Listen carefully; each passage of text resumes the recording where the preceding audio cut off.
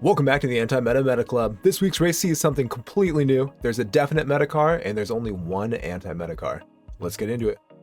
Your anti-meta car of the week is the VW Scirocco. It's really the only car that can even come close to the Mazda, but it has one small advantage that you can use to help you beat the Mazda. Once again, the Mazda 3 is an overwhelming meta.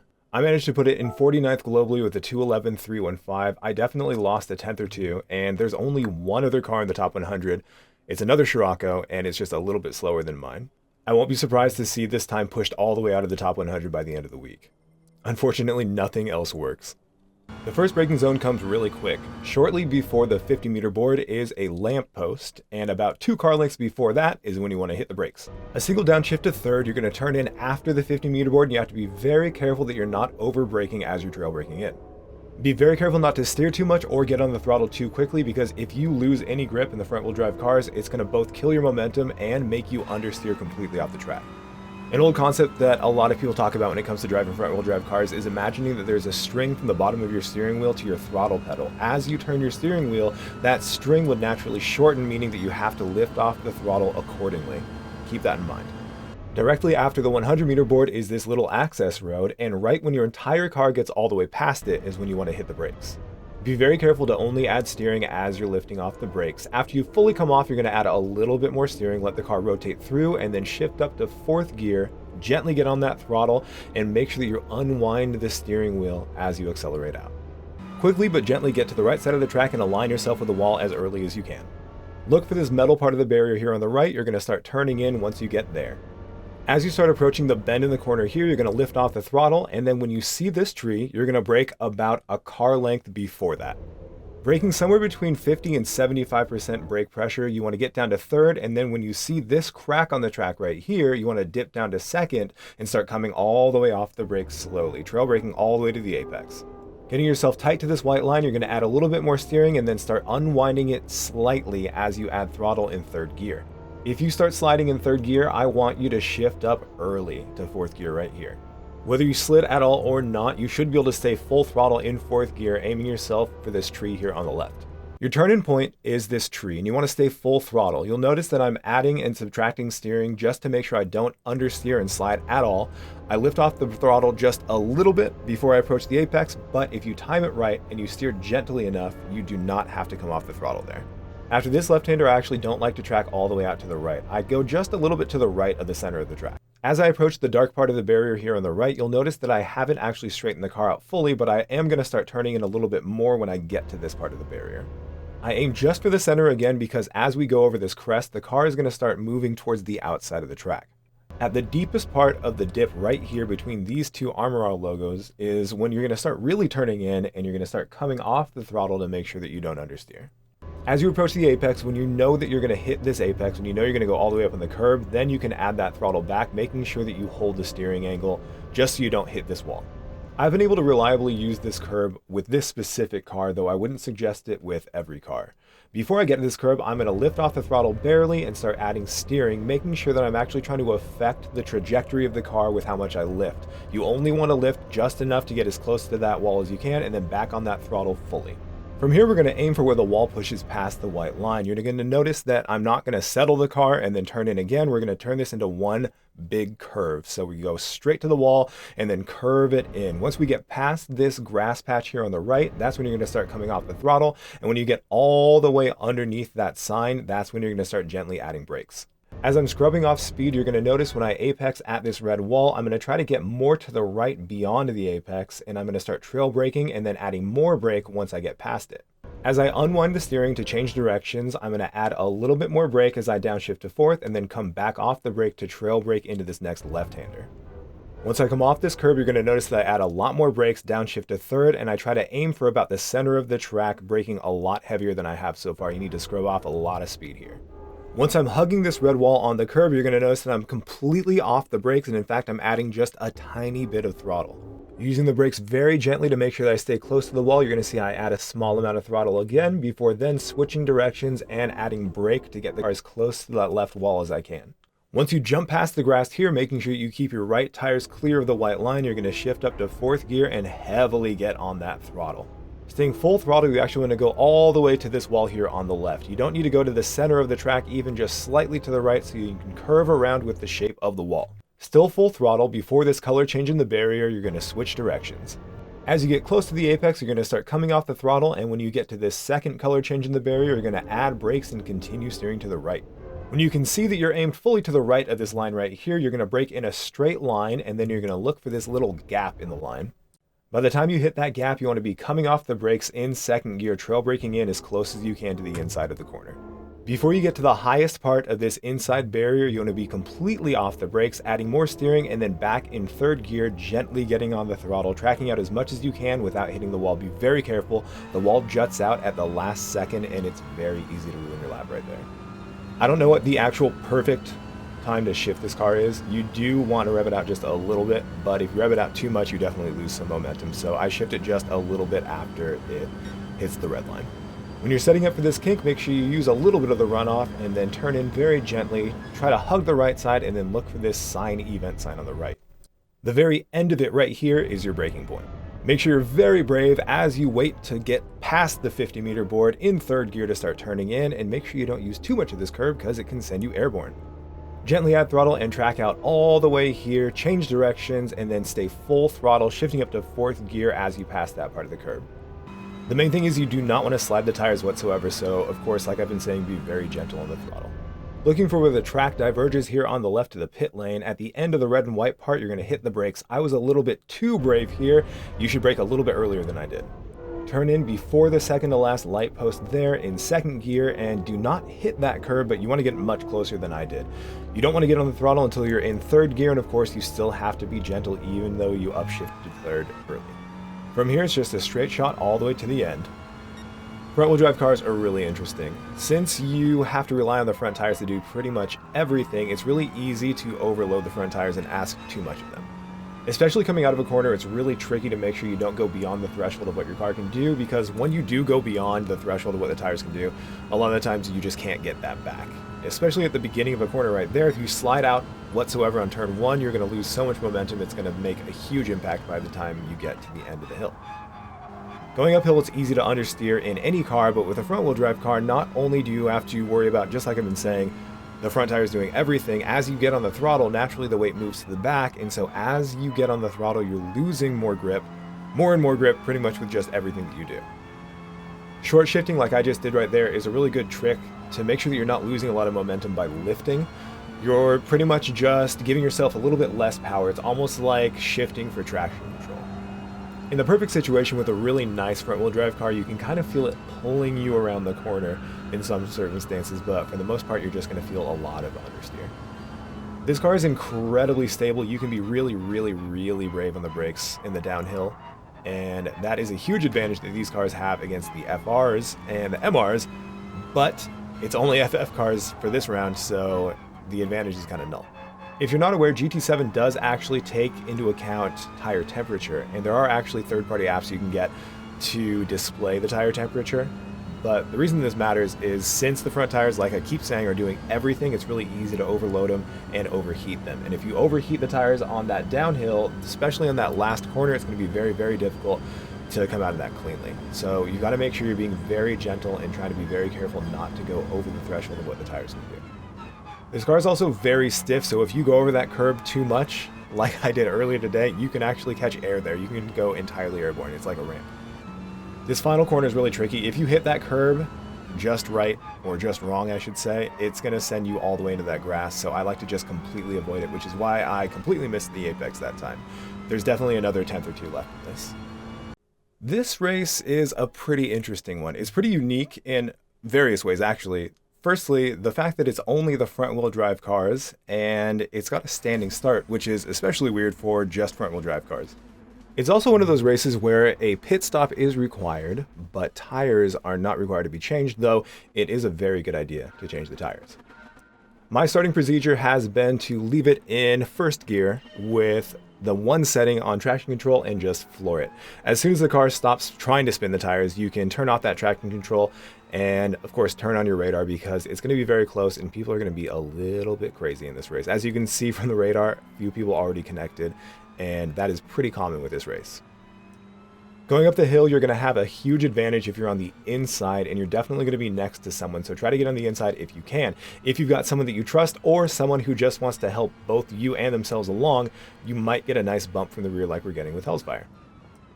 I got really lucky that Edible Auto decided that he was going to try to take a wide line, but he definitely miscalculated that and just went completely off, so we then had a lot of free space. Now, before we finish this video, I do want to mention that I do have two different strategies for you. The second strategy is going to be what I'm going to call expert mode. It's going to be a lot more difficult to pull off. This is something that you can do no matter who you are, and I shouldn't say no matter who you are, but it's going to be a lot easier for you to do this strategy if you don't feel super confident with saving your tires. As you know by now, the meta car is definitely the Mazda 3. This, like I said before, is definitely the only other car that is at all viable, so if you see anyone driving any of the other cars, then it's going to be okay to try to make moves on them pretty much regardless where you are. Also, because of the nature of the cars, you're going to be very, very close, especially on the first lap when it comes to the entire uphill and downhill section, so you've got to be very careful. People are going to brake at different times than you. You want to give people a lot of space, and until you're really, really confident braking close to people, especially people you don't know, then I would definitely suggest giving people a lot of space and gently braking before the actual braking zone to let people behind you know that you intend to brake. I think Bigo was actually just letting me go and letting me have this slipstream right here. A lot of people will try to defend really early and move to the right, but it's actually better to try to defend in the line using slipstream regardless of where that line is. So if you can just follow whoever's in front, if someone tries to put a move on you and they don't have slipstream, chances are you're going to be able to stay in front of them even if they're in the Mazda, as long as you do have that slipstream. It's really important to keep in mind that with the added fuel weight, the cars are going to be heavier, and so they're going to wear through the tires pretty quickly. The tires are going to get hot, especially with an extended race of 9 laps. It's going to be a lot different than the time trial, so you've got to be really careful to maintain really smooth driving throughout the entirety of the race. As I was turning in there, you'll notice that I kind of came off the throttle and the brakes and steered a little bit to the right. I thought that I might have accidentally blocked Hells, but I think he was just making sure that he could pull off a pass on the other guy. Either way, I felt bad because I thought that Hells might think I was trying to block him. I was not trying to block you, Hells. I was just surprised. Going up the hill at the first corner after the hill, I was really surprised to see Ramster trying to pull off a pass on Lumpy on the outside. I think he could probably pull it off, but it's incredibly difficult to pull off a pass there. Not only is it kind of strange when it comes to the camber, it's also pretty slippery out there. So, but more power to him for trying to do that. And as you can see, it didn't really hurt his chances at the race right here. He got in front of C-Troop. Now, in this situation, it's not really realistic to try to pass anyone there, so I decided I was just going to slot in behind C-Troop and try to push him along if I got close to him. I felt bad because I thought I might have pushed him into that wall, but it seemed like everything stabilized and I was able to give him another push there. Now, going into this, you don't want to try to push anyone, especially on any kind of corner, so you just want to stay as close as you can and, of course, give people lots of space because people might be braking earlier than you. I was pretty lucky to be exactly where I was as Hells did catch up because he's in the Metacar and Hells is one of the fastest drivers in the region. So even though I'm pretty good with the Scirocco, and even if you spend a lot of time with it, when you have someone who's a better driver than you in the better car, then there's not really much you can do. That's not to say I was going to give up at all, so that's why I decided to stay right behind C-Troop, and I was going to make sure that I push him along if I get the opportunity. I was able to put a gap between myself and Hells, luckily, but when it comes to trying to make a pass, I wasn't going to go for it right here. If I got next to him and he had the slipstream like I mentioned before, there was nothing I could do and he would just take that position. It would possibly open me up to get past if Hells was able to get close enough in time. It was at this point that I realized that not only do I have a Metacar behind me, I've got the Metacar and another Metacar in front of him, and even if I was able to get in front of one of them, it was going to be way too difficult for me to stay there. So, realizing that it was the end of the second lap, it's not the best time to pit, but going 7 laps on tires is much better than going 9 laps on tires. So I decided to go in the pits. I was going to take tires despite the fact that I still had a really long second stint, and that should be enough for me to potentially pull off some kind of moves when it comes to pulling off an undercut. In reality, lap 4 or 5 would be better when it comes to going to the pits, but this car is better than the Mazda when it comes to tires, and it doesn't perform that well when the tires do get pretty crazy. So you can be pretty flexible when it comes to the pit window. I didn't mention this when we were leading into the pits, but I should have. If you see that part of the track where the normal track and the pit lanes diverge, it's red and white, it looks like a curb. If you brake about a car length before that, you can brake really hard and then make sure that you just keep 2 tires on the track, and you should be fine and not worry about getting any kind of pit penalty. Of course, you have to make sure you don't steer to the right immediately when you come out either, because that 3-second penalty is disastrous. Since we did pit super early, our goal is to just get as many clean laps as we possibly can and go as fast as we possibly can before everyone else goes in the pits. And as you can see, I completely failed because I went right into that wall. It's important to note that your tires will be cold after you get them on for like the first lap or so just be very careful on your outlap. Jumping all the way to lap 6, we actually didn't see anyone else until we got to this point. And if you remember from before we went into the pits, we had just lost 8th place to Hellsfire. Hispano had just been disconnected, and it turned out that Lumpy Melon and Edible had not pit yet. Because of that, that meant that we were actually in 3rd place at this point. When you can pull off an undercut and you have really good pace for any part of your stint when other people are suffering from having a battle, then at the end of the pit cycle, you'll find out where your actual position is. And a lot of times, especially if you have really, really good pace as well as clean air, then you'll find yourself just racking up positions just like we had. Now, it actually turns out that Lumpy Melon also disconnected. I'm not exactly sure why. So you can see Edible Auto is the last person that hasn't pit, and that makes us in 3rd place right here. Jumping to the end of the lap, you can actually see that we all caught Edible Auto. Edible Auto is the only person in the race that has not pit yet, and so the reason that we're able to catch up with him is because as a group we are much faster than he's been able to go. He essentially is going to end up something like 22 seconds behind, but that doesn't mean that he's invisible on the track. It doesn't mean that we can't actually collide with him or be affected by him. And it's in situations like this where, depending on your luck, you can either really benefit from it or really not benefit from it. It took Windfire a little bit to get past him. It also took Ramster a little bit to get past him, but I really lucked out in the fact that I didn't have to deal with him whatsoever. Because of that specific timing, all 3 of us were incredibly close. Windfire was also trying out this car, the Scirocco, while our friend Canadian Ramster is in the Metacar. On top of my luck, I also set the fastest lap that I had done all day, hitting a 2:11.7, which is actually the fastest I've seen with the Scirocco, though I've actually seen Hellsfire hit that lap without any kind of slipstream.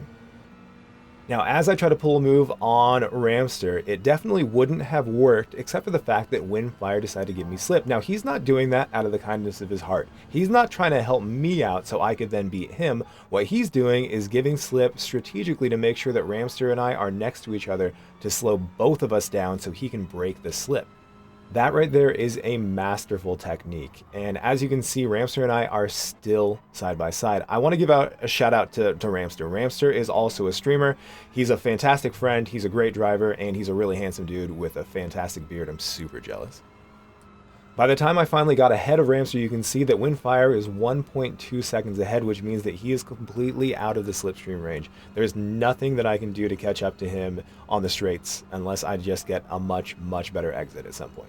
It was in this situation that I knew that I had to do everything I possibly could just to catch Windfire, at least get within 1 second of his car, because without that, I was just going to be left fighting Ramster by myself, and that pretty much was not going to work. It's always, of course, very important to try to get the very best exit that you can out of any corner, but it's especially important when you've got a very good driver behind you, and it's important if you've got someone in a Metacar behind you. So when you have a very good driver in the Metacar, it's double or triple or quintuple important that you get a really good exit. And luckily I did get a good enough exit that I was able to stay in front for this long, but it didn't mean that I could rest. I still had to make sure that I defend as hard as I possibly could. So as soon as we took the kink, I decided to stay on the outside because I thought I'd be getting an advantage afterwards, but he actually went ahead and canceled the pass maneuver, and that is when I went airborne. I actually think this was a strategic decision by him, because if I were to be behind him leading into the front straight, then it would be a really good chance that I would be able to use slipstream and possibly pull off another move. So I think that's why he was being really nice to me on all these corners right here.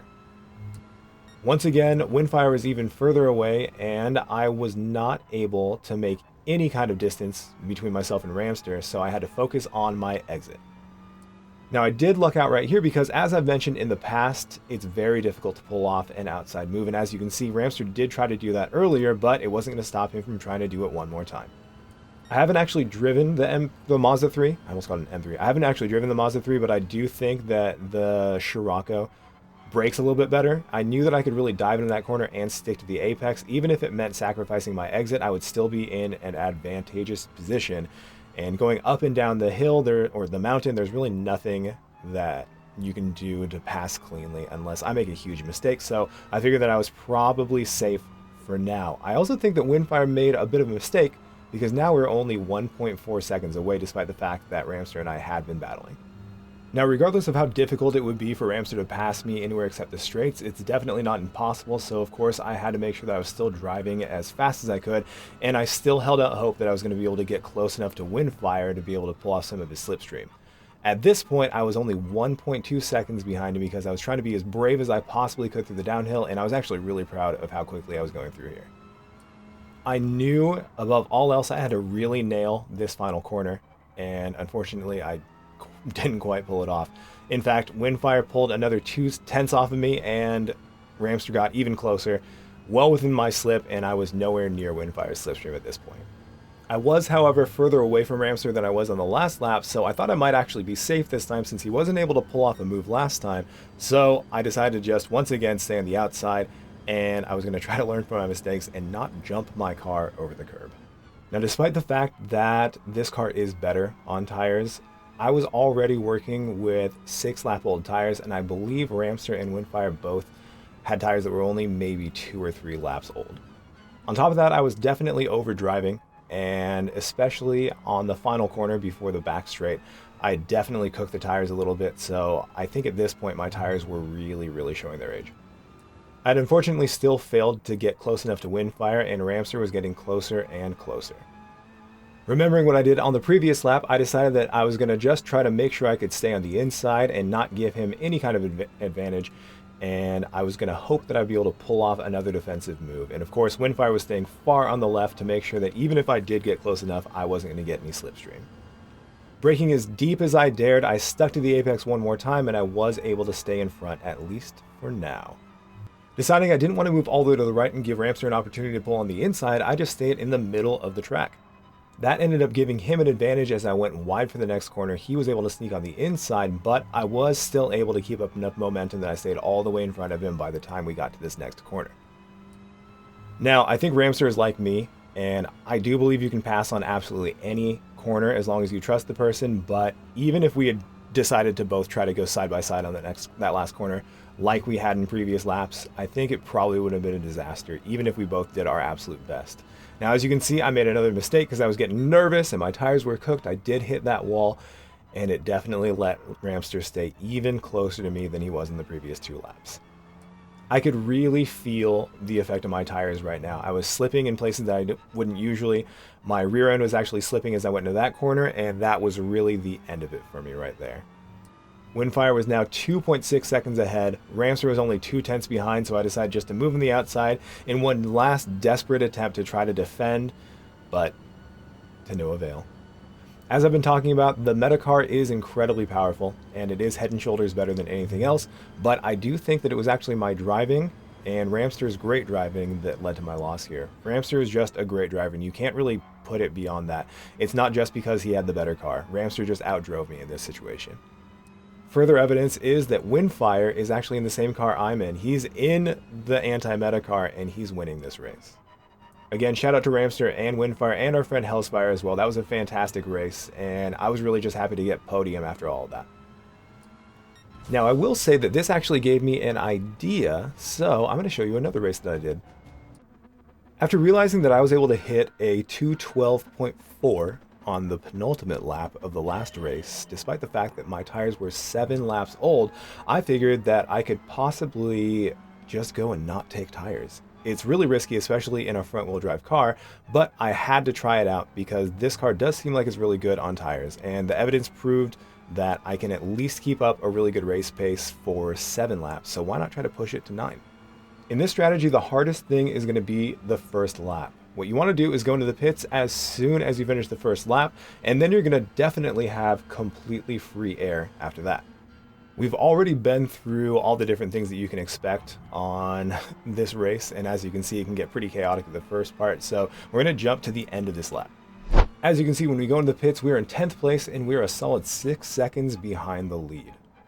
There are two big benefits to not taking tires. One, since you're not taking tires, you can pit on any lap you want. That means if you're in the front, you can actually wait until the last lap to go in the pits. If you're in the back, you can pit on the very first lap, or if you find that someone else is going to the pits for whatever reason, if someone else is copying this strategy, then you could just delay it to the next lap and choose not to take tires, and you could end up still with the benefit, because not taking tires actually saves you about 1.5 seconds. So you have the benefit of pitting whenever you want, as well as saving yourself about 1.5 seconds.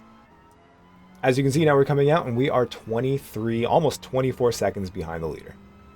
And just like that, we jump to the end. I actually didn't see anyone else on track for the entirety of the race. You can look on the right and see that I didn't actually even have great pace. If I was hitting the same laps that I was in the previous race, I would have been able to catch Foreman and potentially even get in front of him, depending on the situation, of course. But that is the power of the no tire pit whenever you want strategy. You don't have to worry about absolutely anyone, and you can just run your laps. Now, it is a much more boring way to do it, and that's actually why I was going slow. I was just talking to chat the entire time.